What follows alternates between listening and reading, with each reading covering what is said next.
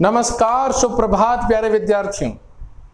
Vasudeva academy के online platform पर आप सभी का हार्दिक स्वागत है।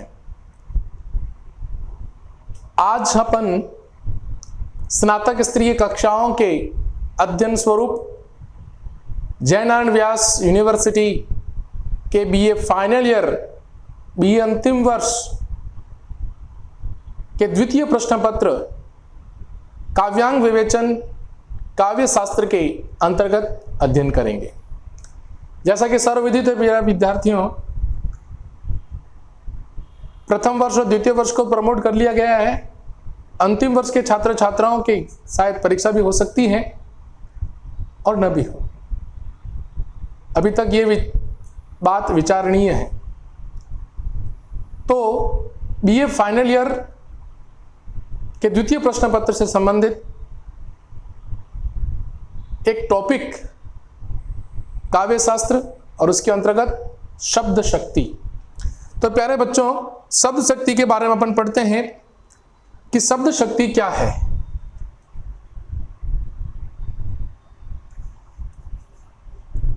बीए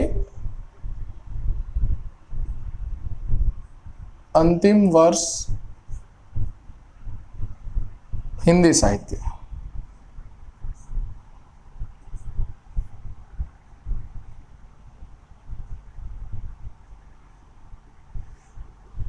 प्यारे बच्चों, ध्यान दीजिए, सेकेंड ईयर के सिलेबस के अनुसार ये सिलेबस थोड़ा भिन्न है। बीए फाइनल ईयर का सिलेबस थोड़ा भिन्न है। इसमें आपके आधुनिक काव्य और आपके काव्य शास्त्र का टॉपिक रहेगा। बहुत इजी है, बहुत सरल है, आसानी से आप पढ़ सकते हैं। आसानी से इसे पढ़कर आप उत्तीर्ण और अच्छे अंकों से उत्तीर्ण हो सकते हैं। बनिए रहिए मेरे साथ। तो आज अपन पढ़ेंगे शब्द शक्ति। शब्द शक्ति क्या है? सबसे पहली बात इसके बारे में आप चर्चा करें। शब्द शक्ति ये आपने कक्षा 12वीं हिंदी साहित्य के अंतर्गत पढ़ा होगा कि शब्द शक्ति क्या होती है। शब्द शक्ति किसके अंतर्गत आती है? शब्द शक्ति के अर्थ क्या होते हैं, यानी जो शब्द हो और उस शब्द के अर्थ, शब्द के अर्थ के मध्य, यानी शब्द तथा शब्द के बीच के या उनके मध्य के संबंध को, शब्द व शब्द के अर्थ के मध्य संबंध को व्यक्त या बोध कराने वाली शक्ति ही शब्द शक्ति है। यानी शब्द व शब्द के मध्य संबंध को, उनके अर्थ के बीच संबंध को दर्शाने वाली या शब्द के अंतर्निहित शक्ति को, शब्द के अर्थ के अंतर्निहित शक्ति को शब्द शक्ति कहते हैं। देखो, एक होता है शब्द और शब्द के अर्थ, इन दोनों के बीच में जो संबंध दर्शाया जाए वही शब्द शक्ति है। वही क्या कहलाती है? शब्द शक्ति कहलाती है। अपनी शब्द शक्ति के अगर भेद की तरफ बात करें अपन कि इनके भेद कितने होते हैं, ये कितने प्रकार की होती है, तो शब्द शक्ति 3 प्रकार की होती हैं। 3 प्रकार शब्द शक्ति के माने गए हैं। सबसे पहला जो प्रकार माना गया है वह माना गया है अभिधा शब्द शक्ति।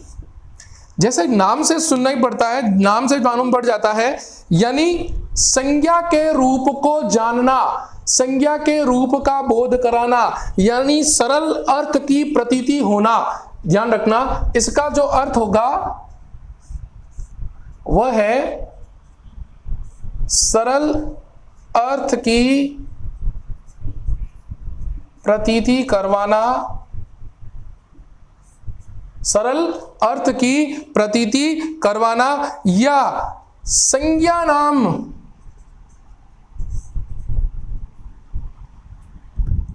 बताने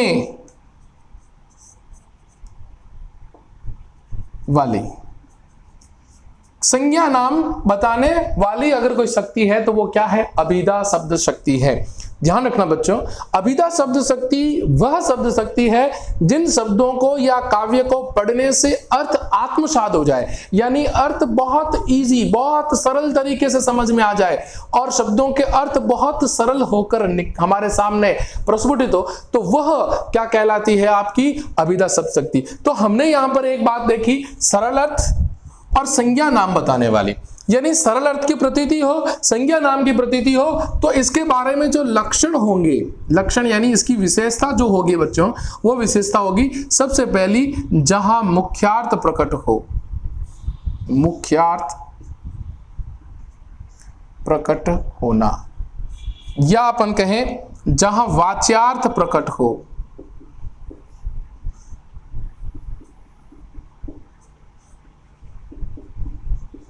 जहां मुख्य अर्थ और जहां वाच्यार्थ अर्थ प्रकट होता है वहां अभिधा शब्द शक्ति होती है। उसी प्रकार सरल अर्थ की प्रतीति, यानी जहां सरल अर्थ दिखे, यानी जहां सरल अर्थ भाव समझ में आए, वह दूसरा लोक प्रचलित अर्थ का ज्ञान या बोध, लोक प्रचलित अर्थ का ज्ञान या बोध का होना, यह भी किसके अंतर्गत कहलाता है? अभिधा शब्द शक्ति के अंतर्गत आता है। फिर बात करी हमने इसकी, तो संज्ञा रूप से किसी व्यक्ति, वस्तु,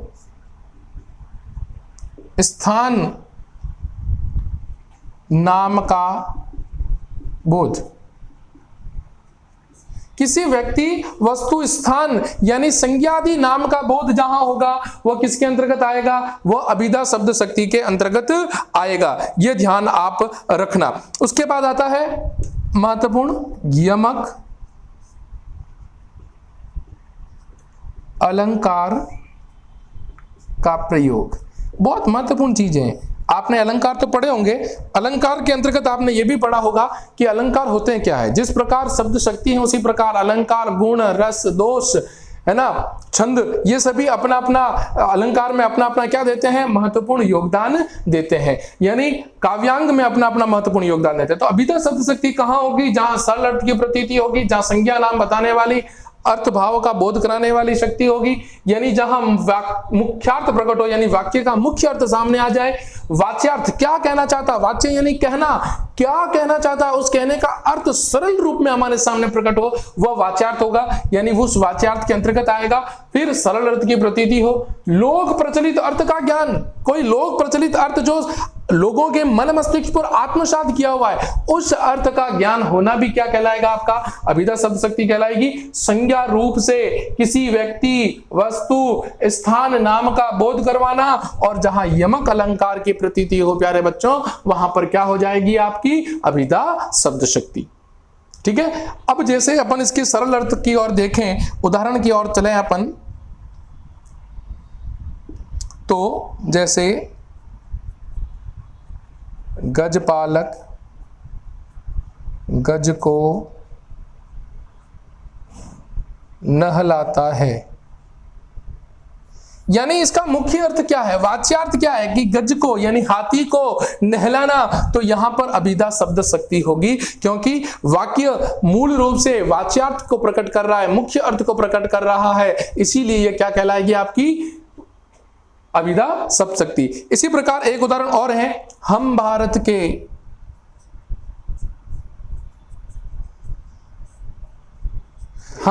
के भरत खेलते शेरों की संतान से, हम भारत के भरत खेलते शेरों की संतान से, हम भारत के भरत खेलते शेरों की संतान से, कोई देश नहीं दुनिया में, कोई देश नहीं दुनिया में, कोई देश नहीं दुनिया में बढ़कर हिंदुस्तान से, बढ़कर हिंदुस्तान से। ये एक सरल अर्थ प्रतीत हो रहा है, हम भारत के भरत खेलते शेरों की संतान से, कोई देश नहीं दुनिया में बढ़कर हिंदुस्तान से।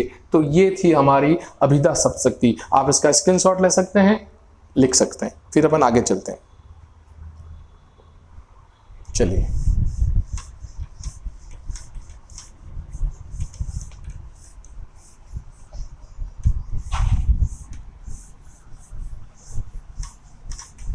अगली जो अपनी शब्द शक्ति है वो है लक्षणा शब्द शक्ति।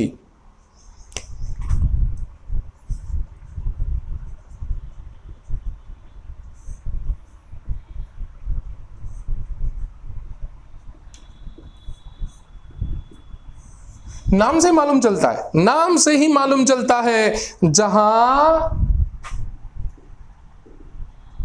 लक्ष्यार्थ प्रकट हो, यानी जहां पर लक्षण प्रकट हो।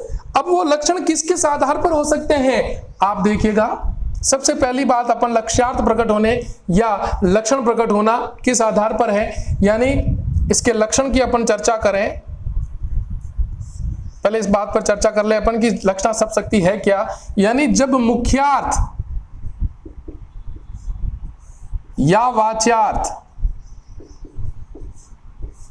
जब काव्य में मुख्यार्थ या वाच्यार्थ के, जब काव्य में मुख्यार्थ तथा वाच्यार्थ के अर्थ पर अतिक्रमण कर, बाधा करके, बाधा आने पर, जब मुख्यार्थ या वाच्यार्थ पर अतिक्रमण कर किसी विशिष्ट अर्थ, जो किसी रूढ़ि या प्रयोजन को लेकर, जो किसी रूढ़ि या प्रयोजन को लेकर ग्रहण किया जाए, ग्रहण किया जाए। ध्यान से समझिएगा प्यारे बच्चों कि जहां लक्ष्यार्थ प्रकट हो, जहां क्या प्रकट हो, लक्ष्यार्थ प्रकट हो, और जहां मुख्य अर्थ या वाच्यार्थ पर अतिक्रमण कर दिया जाए और किसी विशिष्ट अर्थ की ओर या विशिष्ट अर्थ को ग्रहण कर दिया जाए, जो किसके आधार पर हो, लक्ष्य के आधार पर हो, लक्ष्यार्थ के आधार पर हो, और जहां अर्थ ग्रहण कर लिया जाए वहां क्या हो जाएगा, मुख्यार्थ वाच्यार्थ के ऊपर अतिक्रमण कर लक्षण के आधार पर, रूढ़ि के आधार पर, प्रयोजन के आधार पर कोई विशेष अर्थ ग्रहण किया जाता है, वहां लक्षणा शब्द शक्ति होती है। पहले एक उदाहरण देख लेते हैं, फिर इसके लक्षण करते हैं। उदाहरण क्या है बच्चों, ध्यान से देखना। लाला लाजपत राय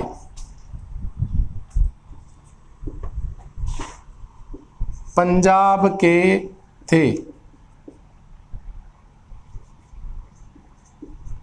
अब अपन को ये तो बात समझ में आ गई कि लाला लाजपत राय पंजाब के थे, सरल अर्थ है, मुख्यार्थ प्रकट हो गया, वाच्यार्थ प्रकट हो गया, अभिधा है। लेकिन जब इसी मुख्यार्थ पर, इसी वाच्यार्थ पर अतिक्रमण कर दिया जाए और लाला लाजपत राय पंजाब के थे ना होकर क्या हो जाए, शेर थे, तो किसी विशिष्ट गुण,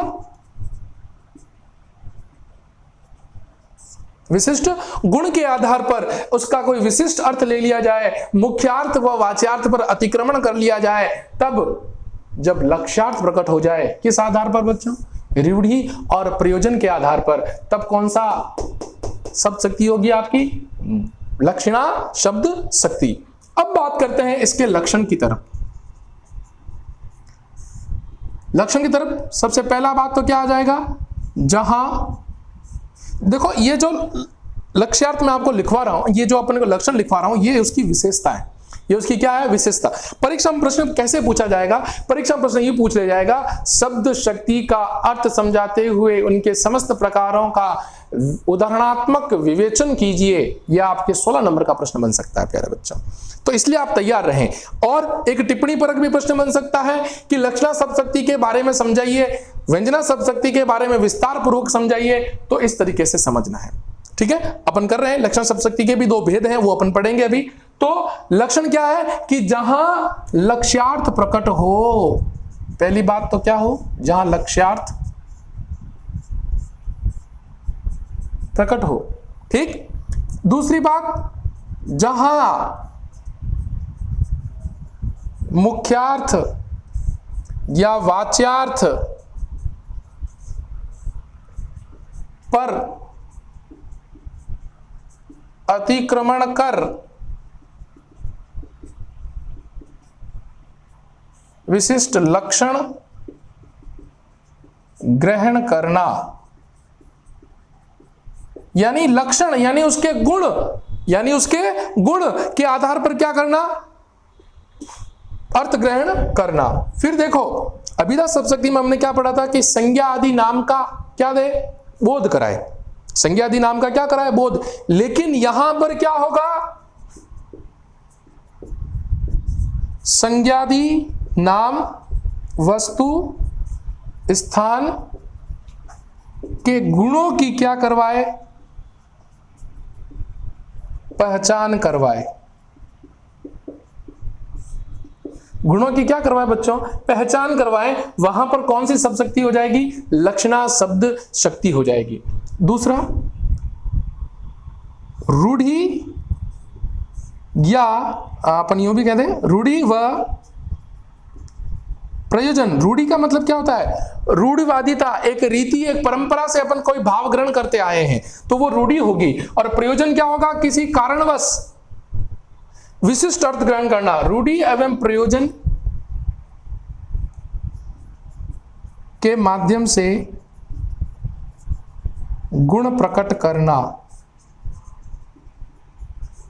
यह भी क्या है, आपकी लक्षणा शब्द शक्ति है। यानी जहां कोई रूढ़ी हो, जहां कोई प्रयोजन व्यक्त होता हो, जहां कोई रूढ़ी हो या जहां पर कोई परंपरा चलती हो या प्रयोजन चल रहा हो, वहां पर क्या होगी, लक्षणा शब्द शक्ति होगी। चौथी और अहम बात, मुहावरों का प्रयोग, ये विशिष्ट बात है। जितने भी हिंदी साहित्य में काव्य हो, चाहे गद्यांश हो चाहे पद्यांश हो, वहां पर मुहावरे का प्रयोग होगा। वहां पर आप लिख के ले लीजिए, आप याद कर लीजिए, दिमाग में बैठा लीजिए, जहां कहीं भी मुहावरे होंगे वहां लक्षणा शब्द शक्ति होगी, वहां लक्षणा शब्द शक्ति होगी। इसे आप पूर्ण रूप से दिमाग में बैठा लीजिए, ठीक है। इसका आप स्क्रीनशॉट ले लीजिए, फिर आगे लिखते हैं अपन। जैसे अपन कहें इसके जो भेद हैं, इसके भेद के बारे में चर्चा करें अपन। दो भेद होते हैं भैया इसके, भेद दो। किसके दो भेद होते हैं, लक्षणा शब्द शक्ति के। ये आपके कोर्स में है और डिटेल में ध्यान से समझना। इसके दो भेद होते हैं। पहला जो होती है वो होती है रूढ़ी लक्षणा, और दूसरी होती है प्रयोजनवती लक्षणा। आप इसका स्क्रीनशॉट ले लीजिए, लिख लीजिए, तब तक अपन आगे लेते हैं। बात कर रहे थे अपन लक्षणा शब्द शक्ति के प्रकार यानी भेद। पहला भेद क्या है, रूढ़ी लक्षणा। आप रूढ़ी से समझ ही गए होंगे, यानी रूढ़ी का मतलब क्या है, एक रीति एक परंपरा। रूढ़ी से तात्पर्य क्या है, एक रीति एक परंपरा जिसको हम आज तक मानते आए हैं। उस रीति और परंपरा के आधार पर, यानी मुख्यार्थ या वाच्यार्थ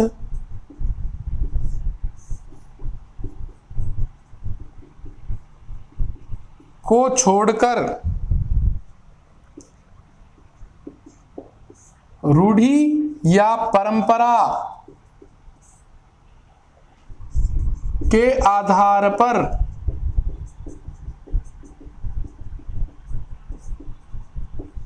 अन्य अर्थ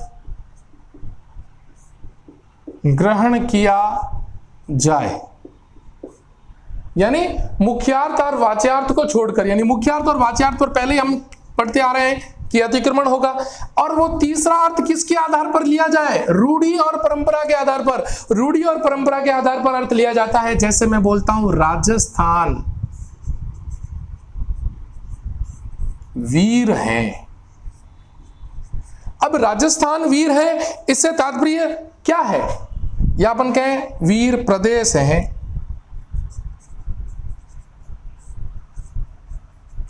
अब आप इसमें जरा ध्यान लगाएं कि राजस्थान वीर नहीं, रूढ़ी के आधार पर, कोई परंपरा के आधार पर, रूढ़ी और परंपरा क्या कहती है कि राजस्थान जो है, उस राजस्थान के अंतर्गत राजस्थान के लोग जो है ना, उन राजस्थान लोगों की वीरता व अखंडता, राजस्थान वीर प्रदेश है, तो यहां पर क्या है, राजस्थान के वीरता और अखंडता को लेकर, राजस्थान की वीरता व अखंडता को लेकर, राजस्थान की वीरता और अखंडता को लेकर वहां के लोगों के आधार पर, उसकी वीरता के आधार पर उसको क्या माना गया है, एक वीर। तो कोई ना कोई रूढ़ी हुई, कोई ना कोई परंपरा हुई, और इस आधार पर उसको क्या मान लिया गया कि वो क्या है, वीर प्रदेश है। उसी प्रकार अपन एक और कह सकते हैं, देश की नाव मझधार में है, देश की नाव मझधार में है। अब देश की नाव मझधार में है, इससे तात्पर्य यह है कि क्या हो रहा है, इस समय राजनीतिक अस्थिरता है।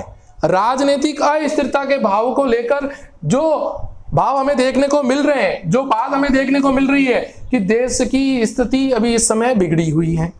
आप इसको स्क्रीनशॉट ले लीजिए, ठीक है। उसके बाद जो अपनी दूसरी है वो है प्रयोजनवती लक्षणा। प्रयोजनवती लक्षणा, प्यारे बच्चों, प्रयोजनवती लक्षणा का तात्पर्य अपने यहां आ ही गया कि वही बात यहां पर मुख्यार्थ या वाच्यार्थ को छोड़कर, मुख्यार्थ या वाच्यार्थ पर अतिक्रमण कर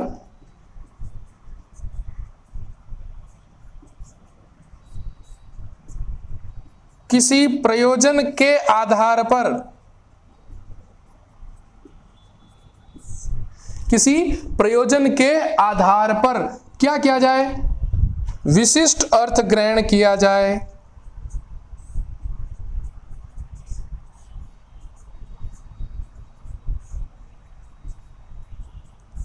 वह क्या कहलाती है, आपकी प्रयोजनवती लक्षणा।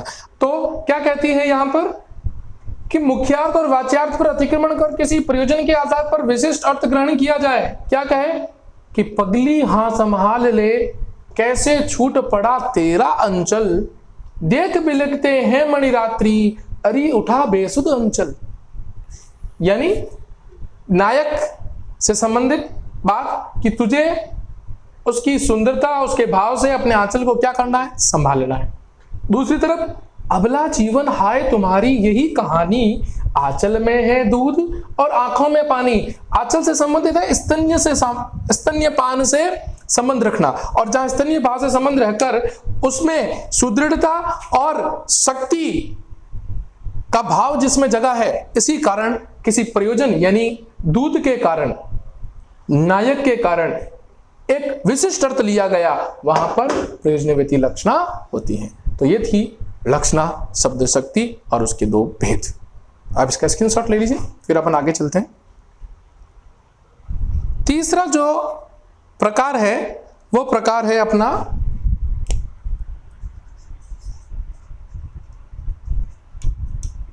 व्यंजना शब्द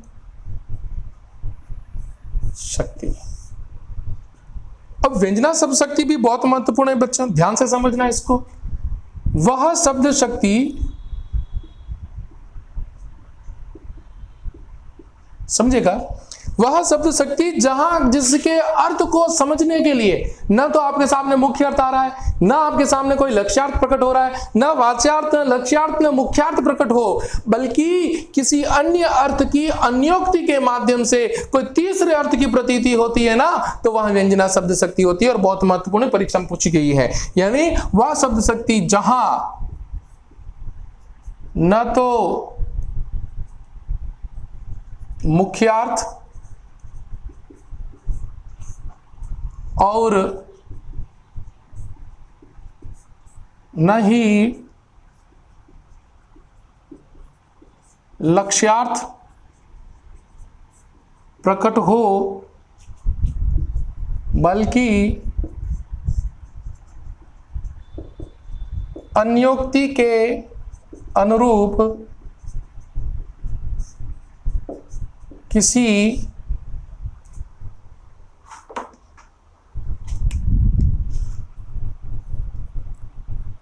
व्यंग्यार्थ को या किसी विशिष्ट तीसरे अर्थ व्यंग्यार्थ का बोध होता है। किसी विशिष्ट व्यंग्यार्थ का क्या होता है बच्चों? बोध होता है। वहां पर कौन सी कहलाती है? आपकी व्यंजना शब्द शक्ति कहलाती हैं। अब इसके लक्षण की चर्चा करें अपन कि इसके लक्षण क्या है। तो पहला लक्षण ये, न मुख्यार्थ न वाच्यार्थ, ये लक्षणार्थ या लक्ष्यार्थ का प्रकट होना, दोनों नहीं होते प्रकट। दूसरी बात,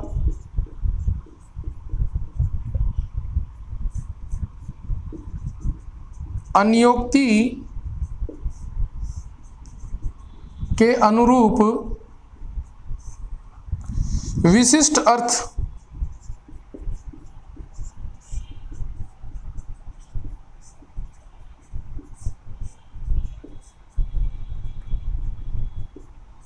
किसी विशिष्ट तीसरा अर्थ निकलना, वह भी इसमें क्या आएगा? व्यंजना शब्द शक्ति में आएगा। जहां एक ही शब्द के अनेकों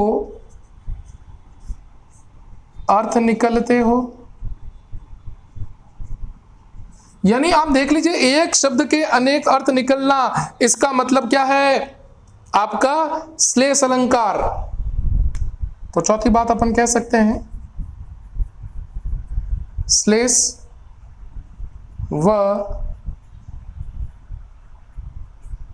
अन्योक्ति अलंकार का प्रयोग। अब उदाहरण स्वरूप अपन बात करें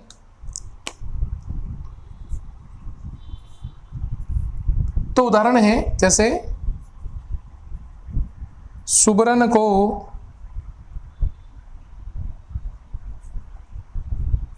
ढूंढत फिरे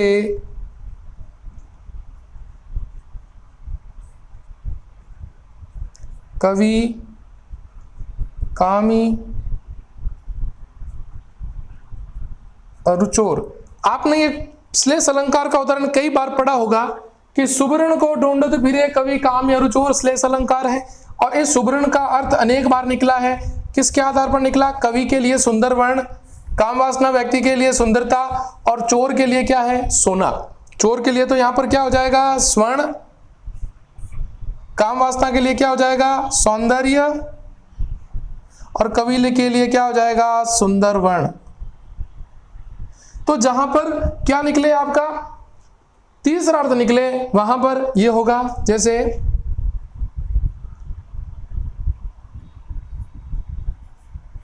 पुजारी ने कहा कि संध्या हो गई। इसका तात्पर्य क्या है? पूजा पाठ करना, आरती का समय हो गया। एक और उदाहरण, छात्रों ने कहा 4 बज गए हैं। इसका मतलब भाई अब छुट्टी होने वाली है। तो तीसरे अर्थ की प्रतीति हो रही है। जहां मुख्य अर्थ और वाच्यार्थ भी ना निकले, अन्योक्ति के रूप में, श्लेष के रूप में जब तीसरा अर्थ निकलता है तो वहां पर क्या होता है? व्यंजना शब्द शक्ति होती है। ठीक है मित्रों, आप इसका स्क्रीनशॉट ले लीजिए, फिर अपन आगे पढ़ते हैं। अब इसके भेद की चर्चा करते हैं। व्यंजना शब्द शक्ति के भी भेद होते हैं। पहला जो भेद होता है वो होता है शाब्दी व्यंजना,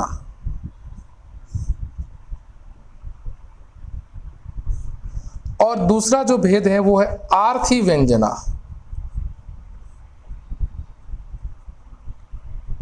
नाम से ही समझ गए होंगे आप कि शाब्दी का मतलब होता है शब्द, यानी शब्द के अर्थ पर अर्थ की प्रतीति होना,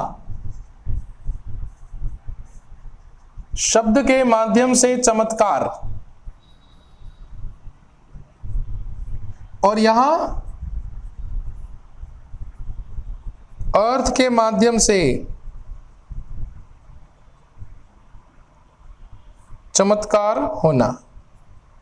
कहने का तात्पर्य यह है कि जहां अर्थ के आधार पर, यानी पूरे कथन जो अर्थ है वो अर्थ कथनानुसार, यानी कथन के अनुसार पूर्ण कथन का अर्थ जब तक नहीं आएगा तब तक व्यंजना शब्द शक्ति हमारे समक्ष प्रस्तुत नहीं होगी। तो शाब्दी व्यंजना का मतलब क्या होगा? शब्द के माध्यम से चमत्कार, ठीक है ना। जैसे अपन कहें, यानी चीर जीवो जोरी जुरे क्यों न स्नेह गंभीर, को घटिके वृषभानुजा बे हलधर के वीर। तो देखो यहां पर एक तो वृषभानुजा और बे हलधर, इसको इंगित करते हुए अन्योक्ति रूप में अलंकार क्या कहा है कि वृषभानुजा के रूप में यह श्लेष अलंकार है। ध्यान रखना, श्लेष अलंकार वृषभानुजा एक तो क्या है? राधा, ठीक है, और एक वृषभानुजा गाय, एक हलधर क्या है? बलराम, एक किसान और एक बैल। ये तीन अर्थ हलधर के, दो अर्थ वृषभानुजा के, तो शाब्दी व्यंजना हुई। उसी प्रकार आर्थी व्यंजना जो अर्थ के माध्यम से चमत्कार हो, अर्थ और कथन के अनुसार, कथनानुसार किसी भाव या आशय के रूप में अर्थ ग्रहण किया जाए, यानी कथन के अनुसार किसी आशय या भाव को ग्रहण करना, ठीक है ना। अब इसका उदाहरण भी अगर अपन देखें तो होता ना, माली आवत देख कर कलियन करी पुकार। माली आवत देख कर कलियन करी पुकार। माली आवत देख कर कलियन करी पुकार, फूले फूले चुन लिए, फूले फूले चुन लिए, काली हमारी बात।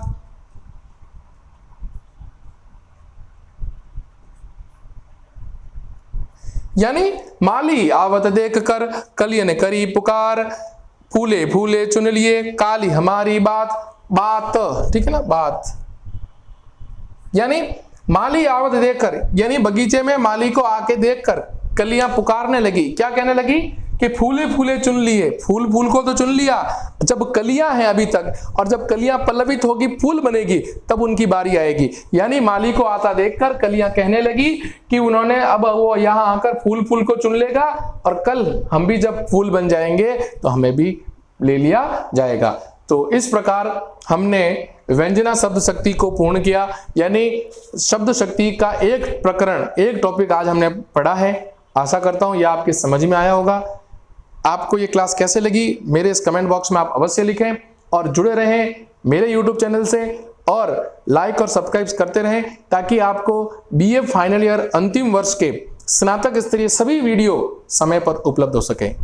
तब तक के लिए नमस्कार।